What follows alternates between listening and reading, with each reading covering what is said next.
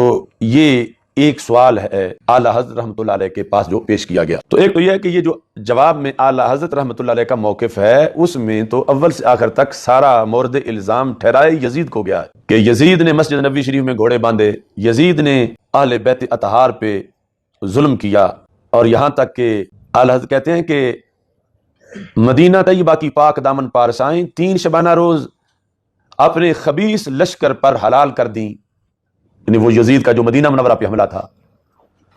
رسول اللہ صلی اللہ علیہ وسلم کے جگر پارے کو 3 دن بے آب و دانہ رکھ کر ماں ہمراہیوں کے تیغ ظلم سے پیاسا ذبح کیا. مصطفیٰ صلی اللہ علیہ وسلم کی گود کے پالے ہوئے تنے نازنین پر بعد شہادت گھوڑے دوڑائے گئے، یعنی سیدنا امام حسین رضی اللہ تعالی عنہ کے تمام استخوان مبارک چور ہو گئے. شر انور کے محمد صلی اللہ علیہ وسلم کا بوسہ گا تھا کاٹ کر نیزہ پر چڑھایا اور منزلوں پھرایا. یعنی یہ مظالم بیان کیے اور ان میں یعنی ہر چیز کی جو تفصیلی نسبت ہے وہ ساری یزید کی طرف کی، اور پھر کہا کہ پھر اس خبیث کے دربار میں خواتین اہل بیت کو لایا گیا. تو یہاں یہ جو اس کا سوال ہے اس کے اندر کیا کیا باتیں کی گئیں. ان باتوں میں ایک یہ ہے کہ یہ ملکی جنگ تھی، ملکی جنگ تھی، یعنی یہ کوئی جہاد فی سبیل اللہ نہیں تھا، یہ کوئی دین کی حفاظت نہیں تھی. اس قائل کے باوجود یہ ایک ملکی جنگ تھی، اور ساتھ جو ہے وہ آگے یہ کہ وہ بندہ لوگوں سے مصافحہ بھی نہیں کرتا. تو اعلیٰ حضرت رحمۃ اللہ علیہ نے اس کا ذکر کر کے جس وقت بات کی کہ یہ جو سوال میں ذکر کیا گیا کہ یزید فاسق و فاجر نہیں ہے اور امام حسین رضی اللہ تعالیٰ عنہ کو جانا نہیں چاہیے تھا، تو اعلیٰ کہتے ہیں کہ شک نہیں کہ اس کا قائل ناسبی مردود اور اہل سنت کا عدو و عنود ہے.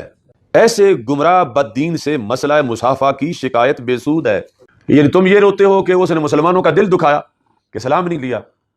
تو اعلیٰ حضرت کہتے ہیں جس نے اللہ کے رسول علیہ السلام کا دل دکھایا ہو اس پر یہ توقع کیسے کی جا سکتی ہے کہ وہ مسلمانوں کا نہیں دکھائے گا.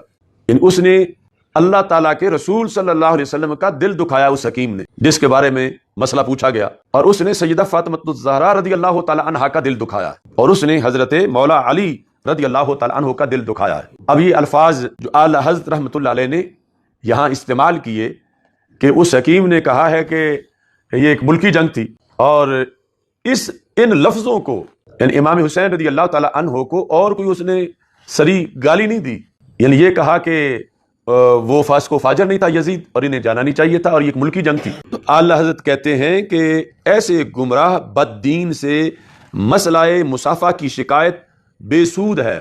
وہ کون؟ حکیم جو تھا جس کا عقیدہ سوال میں مذکور ہے کہ اس سے تم یہ شکایت کر رہے ہو کہ مصافحہ نہیں کرتا. اس کی غایت اسی قدر یعنی مصافحہ نہ کرنا، یہی ہو سکتا ہے نا. زیادہ سے زیادہ یہ غلطی کیا ہے کہ اس نے قول صحیح کا خلاف کیا. قول صحیح ہے کہ مصافحہ کرنا چاہیے، اور بلا وجہ شرعی دستکشی کر کے یعنی اپنا ہاتھ پیچھے کھینچ کے سلام نہ لے کے ایک مسلمان کا دل دکھایا. زیادہ سے زیادہ یہی ہوا ہے. مگر وہ تو ان کلمات ملعونہ سے، اب سوال میں جو کلمات ہیں کہ جن کے اندر جو سر فہرست قابل اعتراض بات جو ہے وہ یہ ہے کہ یہ ملکی جنگ تھی، یہ ملکی جنگ تھی. تو ان کو کہہ رہے ہیں حالت کلمات ملعونہ. تو ان کلمات ملعونہ سے حضرت بطول زہرا و علی المرتضی رضی اللہ تعالیٰ عنہما اور خود حضور سید الانبیاء علیہ وعلیہم افضل الصلاۃ والسلام کا دل دکھا چکا ہے. یعنی تمہیں یہ شکوہ ہے کہ اس نے مصافحہ نہ کر کے مسلمانوں کا دل دکھایا، یہ تو اپنے ان بکواسات کی وجہ سے، کلمات ملعونہ کی وجہ سے، کہ جس میں اس نے کہا کہ یہ ایک ملکی جنگ تھی، اور اس پس منظر میں امام حسین رضی اللہ تعالیٰ عنہ کا وہاں جانا اس نے ذکر کیا. تو اس پر اعلیٰ حضرت رحمۃ اللہ علیہ کا یہ موقف ہے کہ جس نے یہ بات کی وہ اتنا کمبخت انسان ہے کہ جو رسول پاک صلی اللہ علیہ وسلم کا بھی دل دکھا چکا ہے. یعنی حضرت سیدہ فاطمہ رضی اللہ تعالیٰ عنہ کا، حضرت مولا علی رضی اللہ تعالیٰ عنہ کا، اور خود حضور سید الانبیاء علیہ وآلہ افضل الصلاۃ والسلام کا دل دکھا چکا ہے. اللہ واحد و قہار کو ایذا دے چکا ہے۔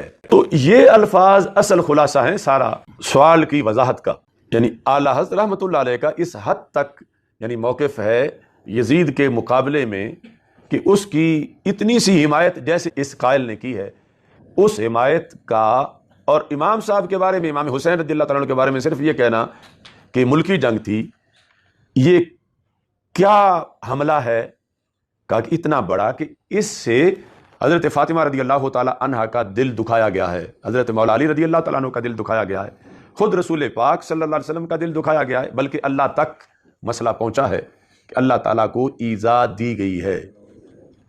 اور اس کے بعد آپ نے لکھا والذین یؤذون رسول اللہ لہم عذاب علیم، جو اللہ اور اللہ کے رسول صلی اللہ علیہ وسلم کو اذیت دیتے ہیں ان کے لیے دردناک عذاب ہے۔ ان الذین یؤذون اللہ ورسولہ لعنہم اللہ فی الدنیا والآخرہ وَأَعَدَّ لَهُمْ عَذَابًا مُهِینًا۔ تو یہ مزاج ہے اعلیٰ حضرت رحمۃ اللہ علیہ۔